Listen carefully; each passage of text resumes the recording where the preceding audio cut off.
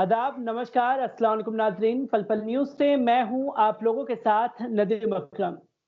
Lockdown की आड़ में बहुत बड़े-बड़े खेल मोदी सरकार खेलती हुई नजर आ रही है, पर लॉकडाउन के चौथे चरण में हम लोग बढ़ने वाले हैं। सवाल वही उठता है कि मजदूरों को आखिरकार इस लॉकडाउन से क्या मिला और सरकार ने मजदूरों के लिए क्या किया?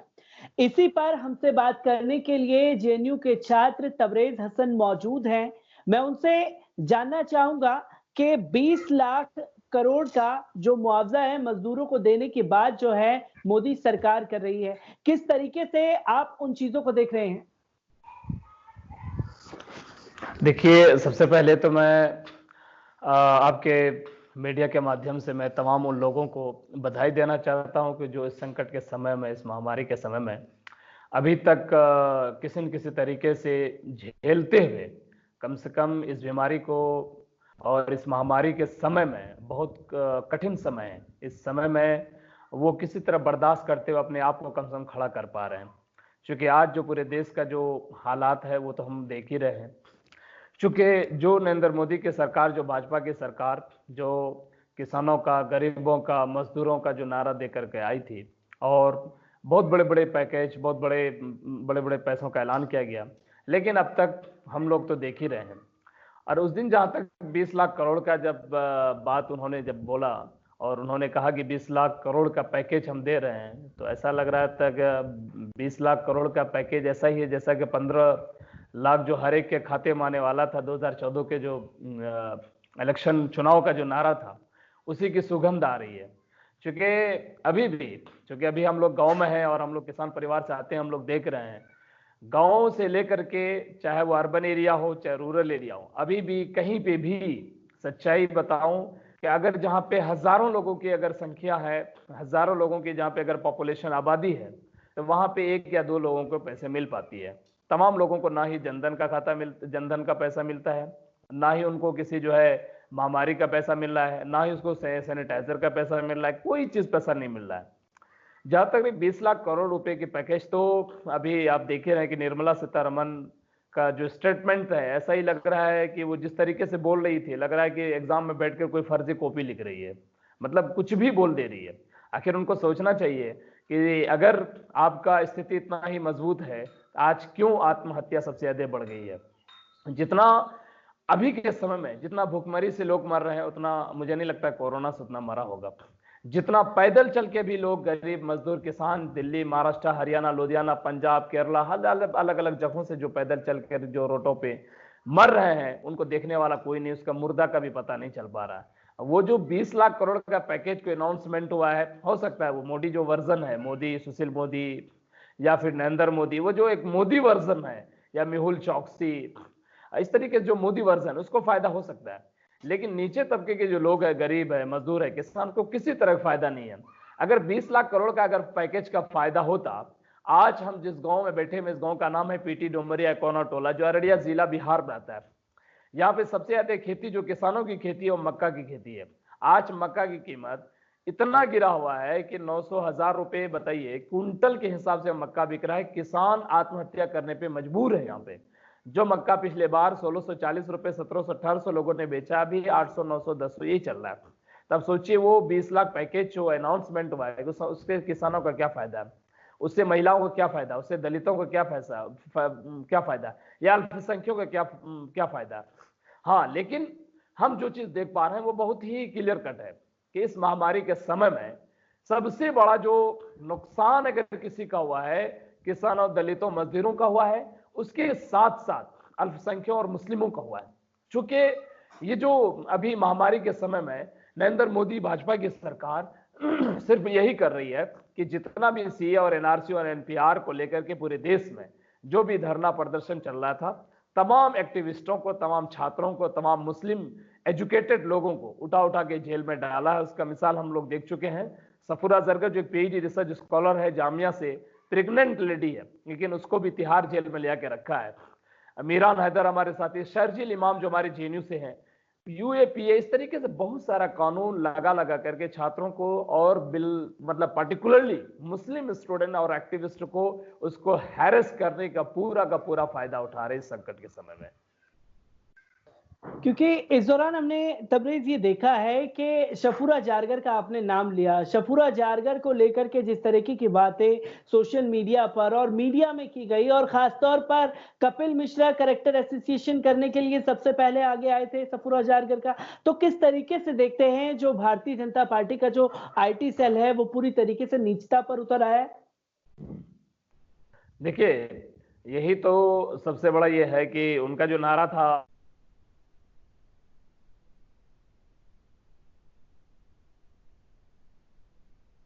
मेरी आवाज सुन पा रहे हैं आप? जी, जी। मैं क्वेश्चन रिपीट कर देता हूँ दोबारा से। जी, जी, जी। जी, मैं ये देख भी रहा हूँ कि किस तरीके से मुस्लिम जो ख़ास तौर पर स्टूडेंट हैं, उन्हें टारगेट किया जा रहा है, जिसमें से एक नाम अगर लिया जाए सफूरा जारगर का कैरेक्टर एसोसिएशन किया गया। भारतीय जनता पार्टी का आईटी सेल पूरी तरीके से नीचता पर उतर आया, पर उससे पहले ही कपिल मिश्रा जो हैं, वो उनका कैरेक्टर एसोसिएशन करते हुए नज़र आए थे। तो किस तरीके से देखते हैं इन चीज़ों को आप लोग? देखिए, भाजपा का करनी और कथनी में बहुत फर्क है। चूंकि नरेंद्र मोदी और अमित शाह की जो चुनावी जो भाषा है, उस भाषा को अगर मिलाए तो समझिए कि बहुत ही ज्यादा फर्क महसूस होगा आपको। क्योंकि उस चुनावी भाषा में, या अभी भी आप देखते होंगे, तेल भराने के लिए अगर पेट्रोल पंप जाएंगे तो वहां पे अभी भी लिखा रहता है बड़े बड़े शब्दों में कि नारी का बहुत हुआ मार, अब की बार नारी का सम्मान। इस तरीके से बहुत सारा नारा है जो नरेंद्र मोदी का। लेकिन हम जो कहना चाह रहे हैं कि आखिर भाजपा जो इस संकट का, जो महामारी है, इस महामारी का जो समझिए कि एक किस्म से खेती लगाने वाला है। मैं खेती लगाने वाला इसलिए बोल रहा हूं कि जब नमस्ते ट्रंप का यहाँ पे प्रोग्राम किया गया 100-150 लोगों के साथ, जब वो अहमदाबाद आगरा आया, तो मुझे लग रहा पूरे देश में सबसे ज्यादा कोरोना का अगर पॉजिटिव केसेस है, यही दोनों मतलब जगह पे आया, अहमदाबाद में और आगरा में।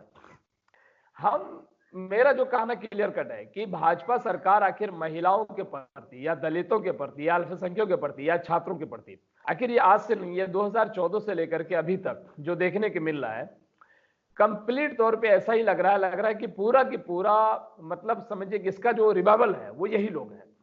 चूंकि अभी सफूरा जरगर को लेकर के जिस तरीके से भद्दा भद्दा कमेंट कर रहे थे, जिस तरीके से लोगों को टारगेट कर रहे थे, अब सोचिए क्या एक चुने हुए प्रतिनिधि, आखिर कपिल मिश्रा एक सांसद है, एक चुने हुए प्रतिनिधि को क्या यह शोभा देता है कि महिलाओं के प्रति, जिनका मुखिया नरेंद्र मोदी और अमित शाह बोलते हैं कि महिलाओं के प्रति हम लोग बड़ा कॉन्शियस है और महिलाओं के प्रति किसी तरह हम लोग ये नहीं कर सकते, उस पार्टी के एक चुने हुए सांसद इस तरीके के भद्दा भद्दा कमेंट करना, समझिए कि उसको हैरेस करना, ये कहां तक देता है ये पूरी दुनिया ने देख लिया है। ये वजह है कि अच्छा खासा ट्रोल भी हुआ है।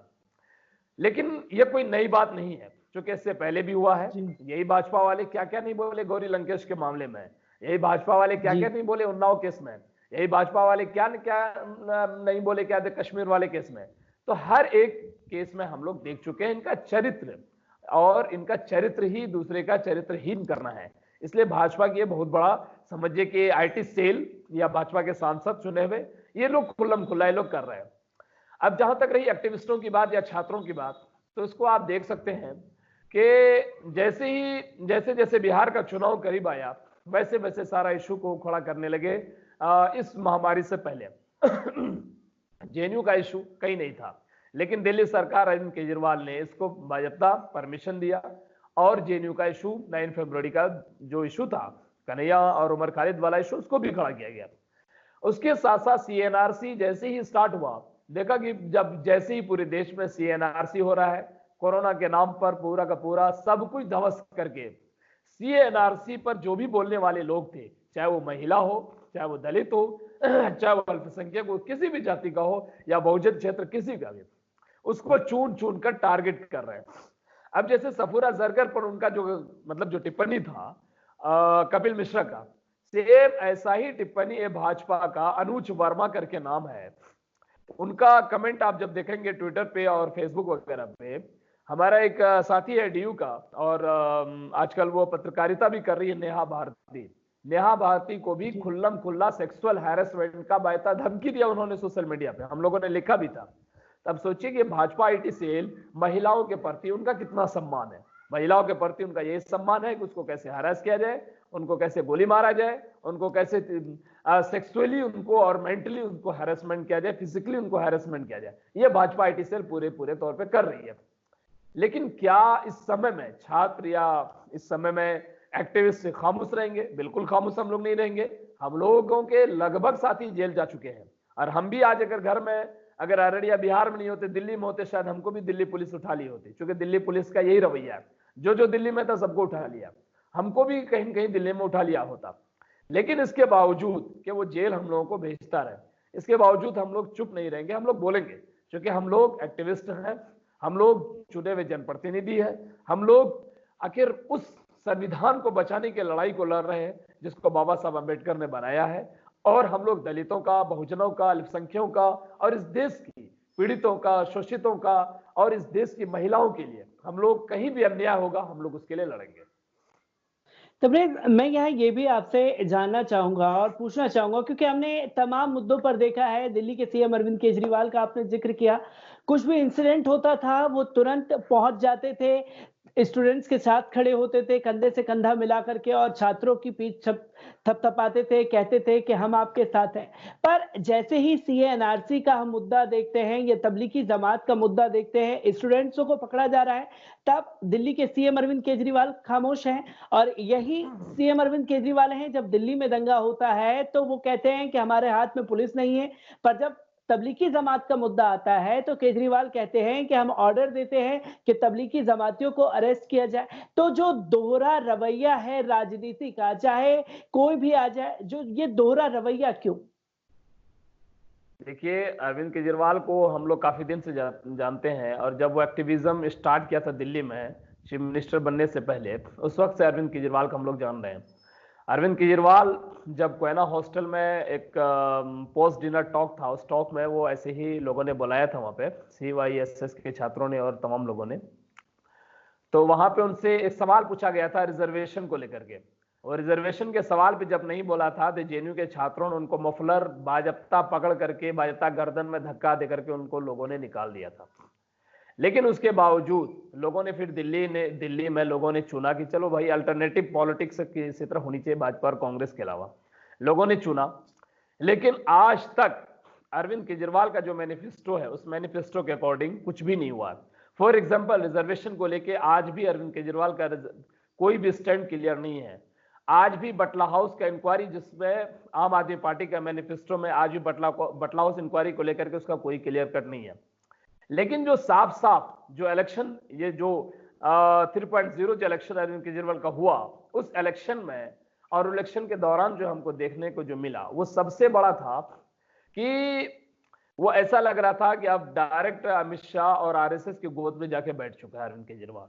चूंकि अरविंद केजरीवाल जैसे ही इलेक्शन जीतता है, इलेक्शन जीतने से पहले आप देखिए, एक दिन भी वो सीएनआरसी के प्रोग्राम में कहीं पे नहीं गया, एक दिन भी वो शाहीन बाग में पूरी दुनिया से कहां से लोग आए, सारे लोगों ने अपनी जो अपना सहानुभूति है उन्होंने जो है शाहीन बाग के जो प्रोटेस्टर के साथ शेयर किया। लेकिन अरविंद केजरीवाल आज तक नहीं गया, बल्कि इलेक्शन जैसे ही इलेक्शन करीब आया तो बोला कि उसका वो दिल्ली पुलिस हमारे हाथ में नहीं है, इसलिए हमको उसको नहीं हटा सकते हैं। और जैसे जैसे इलेक्शन खत्म हुआ, इलेक्शन खत्म होते ही अमित शाह से मिला, और मिलने के बाद उनको ऐसा क्या लगा कि सारे इश्यूज जो मुस्लिम के प्रति है, सारे इश्यूज को उन्होंने खुलकर उठा दिया और बायता भाजपा को कहा कि आप कीजिए और हम आपके साथ में हैं। उसका उदाहरण आप देख सकते हैं कि आखिर जामिया मिल्लिया इस्लामिया में जब 14-15 दिसंबर को जब उतना बड़ा प्रोटेस्ट होता है, और हम भी उस प्रोटेस्ट में मौजूद थे, दिल्ली पुलिस के रिकॉर्ड में भी है, और हम लोग वहां पे मौजूद थे, बायता सामने में हुआ, और लाइब्रेरी के और जामिया मिल्लिया इस्लामिया यूनिवर्सिटी के अंदर में घुस करके दिल्ली पुलिस आतंक मचाया, और वहां पे कई लोगों की हाथें और पैरें बहुत सारे टूट गए। अरविंद केजरीवाल का सिंगल ट्वीट नहीं आता, अरविंद केजरीवाल का कुछ भी नहीं बोलता है, वो बिल्कुल खामोश रहता है। उसके बाद फिर दूसरा जब प्रोटेस्ट वहीं पे हुआ, वहां पे बाजप्ता भाजपा आईटी सेल का कोई बंदा, नाम मैं भूल रहा हूं, वो बायता रिवॉल्वर बंदूक आकर के फायरिंग करता, उसके साथ कुछ नहीं होता है। शाहीन बाग के प्रोटेस्टर को बायता जाकर के वहां पे फायरिंग किया, बायता आंसू गैस और क्या क्या छोड़े गया, और पेट्रोल बम जो बोलते हैं वो भी छोड़ा गया। बायता अरविंद केजरीवाल कुछ नहीं बोला। लेकिन जैसे ही तबलीगी जमात का मामला आया, यही अरविंद केजरीवाल, जिसके मतलब कहने के अकॉर्डिंग कि दिल्ली पुलिस उसके हाथ में नहीं है, वही अरविंद केजरीवाल फौरन कूद के सामने आया और बोलने लगा कि नहीं, जो भी हुआ गलत हुआ और तबलीगी जमात के खिलाफ केस होनी चाहिए, ये होनी चाहिए, वो होनी चाहिए। मतलब ऐसा लगा कि खुल के उनका चेहरा और चरित्र सामने आया। चूंकि वही तबलीगी जमात जो कि सारा प्रोग्राम करने से पहले 14-15 फरवरी को उनका प्रोग्राम होता है, प्रोग्राम करने से पहले निजामुद्दीन पुलिस स्टेशन पे सारा रिपोर्ट देता है, सब कुछ वहां पे, सब कुछ एविडेंस मौजूद है। उसके बावजूद दिल्ली पुलिस कुछ भी नहीं कर रही थी, देख रही थी। अगर मान लिया कि उसको नहीं देना था परमिशन तो रोक देता, उनके हाथ में था। लेकिन ये पूरा प्री प्लान, पूरा प्री सेटअप ये प्रोग्राम था कि तबलीगी जमात जो मुसलमानों का सबसे बड़ी जमात है, जो 1926 में ये जो जमात बनी थी, वो जमात का काम था बहुत ही पीस, ह्यूमैनिटी, ये सब पूरा समाज में, समाज के प्रति, चाहे वो किसी भी जाति और धर्म के लोग हैं, उनके प्रति उनका है जमात तबलीगी का। लेकिन उनका एक प्री प्लान था कि मुसलमानों के खिलाफ बायफ्ता जो तबलीगी जमात है उनको बदनाम करके एक तबलीगी मरकज को ध्वस्त किया जाए। वो अरविंद केजरीवाल किया और इससे उसका चेहरा और चरित्र सामने आ गया और हम लोग देख रहे हैं। लेकिन वो याद रखे कि इन तमाम चीजों को छात्रों के साथ हो रहा है तो भी उनका वही है रवैया है, अगर मुस्लिमों के साथ हो रहा है उनका वही रवैया है, किसी के भी साथ हो रहा है। ये जो ब्राह्मणवादी का जो चोली पहन करके अरविंद केजरीवाल जो भाजपा और आरएसएस की गोद में बैठ करके जो फुटबॉल की तरह वो खेल रहा है, उसको हम लोग बर्दाश्त नहीं करेंगे। मैं एक आखिरी सवाल तबरेज आपसे पूछना चाहूंगा, क्योंकि हमने आवाज आ रही है तबरेज भाई आपके पास? जी जी आवाज आ रही जी। मैं एक आखिरी सवाल आपसे यहाँ ये लेना चाहूंगा, क्योंकि हम लोगों ने अक्सर मीडिया के जरिए ये सुना है कि मोदी सरकार का डंका जो है वो अरब कंट्रीज में, विदेशों में जम करके बज रहा है। पर बीते एक महीने से लगातार अरब कंट्रीज के लोग सवाल उठा रहे हैं और ट्रेंड किया गया बाकायदा ट्विटर पर इस्लामोफोबिया इन इंडिया।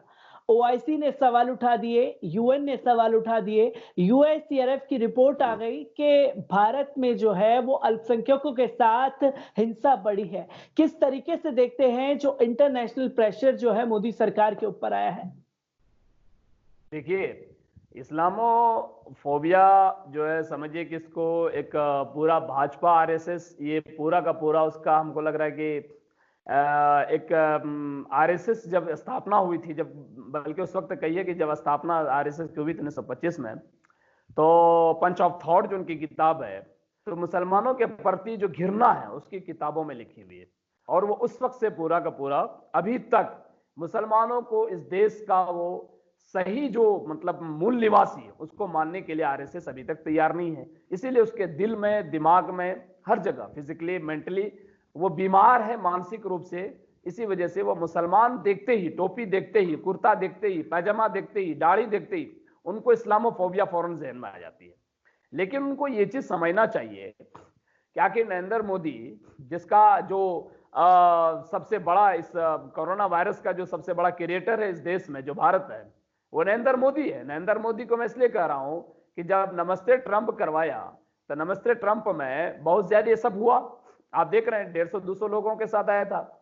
लेकिन वही ट्रंप जब इस देश से कोरोना फैला करके जब अपना देश लौटता है, तो वही ट्रंप यानी अमेरिकन प्रेसिडेंट और वहां का जो यूएस जो कमीशन है, सारे लोगों ने नरेंद्र मोदी को फॉलो करना अनफॉलो किया, फॉलो करना छोड़ दिया।